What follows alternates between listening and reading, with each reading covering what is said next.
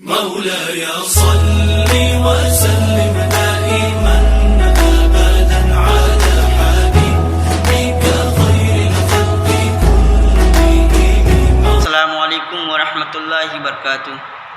میرے پیارے ناظرین کرام، روزے کے متعلق ایک غلط فہمی یہ پائی جاتی ہے کہ کچھ لوگ سمجھتے ہیں کہ روزے کی حالت میں چوٹ لگنے کی وجہ سے خون باہر آیا یا خون ٹیسٹ کرانا پڑ جائے تو اس سے روزہ ٹوٹ جاتا ہے. جی نہیں، ایسا نہیں، بلکہ درست مسئلہ یہ ہے کہ حالت روزہ میں خون ٹیسٹ کرانے کے لیے بدن سے خون نکلوانا بلا شبہ جائز ہے.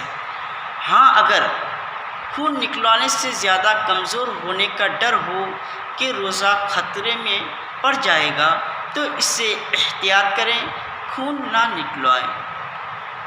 اور حالت روزہ میں چوٹ لگنے کی وجہ سے خون باہر آیا یا خون ٹیسٹ کرایا تو اس سے روزہ نہیں ٹوٹے گا، اس لیے کہ روزہ اس چیز سے ٹوٹتا ہے جو منافذ اصلیہ یعنی نیشنل روٹ کے ذریعے کوئی چیز جسم میں انٹر ہو، اس سے روزہ ٹوٹ جاتا ہے.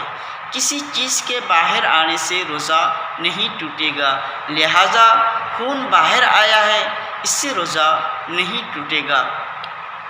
البتہ ایک ضروری بات یہ ہے کہ منہ سے خون نکل کر حلق سے نیچے اترا اور خون تھوک سے زیادہ ہو یا کم، اس کا مزہ حلق میں محسوس ہوا ہو تو روزہ ٹوٹ گیا، اور اگر اس کا مزہ حلق میں محسوس نہ ہوا ہو تو آپ کا روزہ نہیں ٹوٹے گا.